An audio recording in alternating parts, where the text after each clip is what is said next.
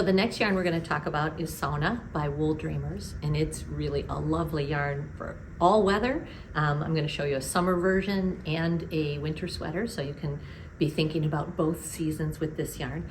It's 50% wool and 50% cotton, and it's technically a fingering weight because, wait for it, it's a 50-gram skein, but it's 240 yards. So that, kind of computes to fingering. However, we found when we knit with it, single strand, that it acted much more like a sport.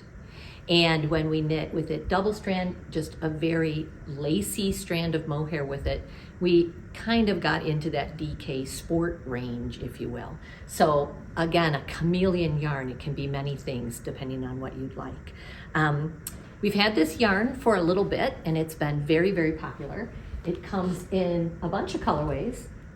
This kind of an orange, but kind of a melon has been really popular. The yellow is beautiful, the green is beautiful, the ivory. It's got a couple of neutral colors and they're very, very close to each other, but they act very differently. So here are the three neutrals, and I'll just bring them forward for you.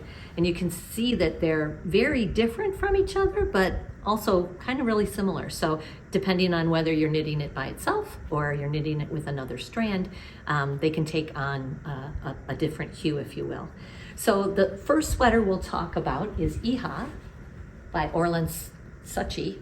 And it's a beautiful yoke sweater, so it's really, really easy to wear. And for a lot of knitters, a yoke sweater is a bit easier than a raglan. You're not having to remember to increase every other row or every third row. Your increases come at very specific points in the pattern. And they typically, a yoke sweater typically fits a lot of knitters. This one was a lot of fun to make, and it has really great little details. So the details are on the sleeve and on the bottom.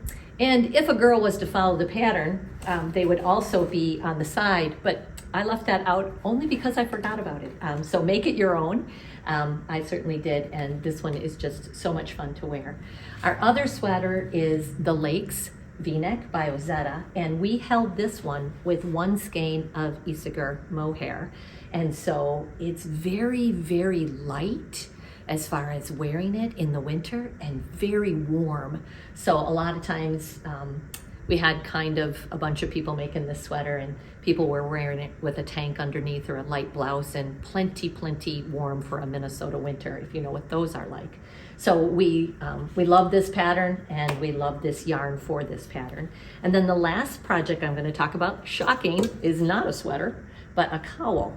And so a lot of folks don't even recognize that this is Andrea Mowry's Night and Day cowl when they see this, because it's more like a little piece of gingham. Gabby had the bright idea of combining the yellow and the white together for summertime to give you something to wear that would be very, very spring-like. You could wear it with a jean jacket or with a simple white little tee and a pair of overalls, and I'm ready for a barn dance or something. But it's really, really cute. It's super light, and it's just that little color around your neck.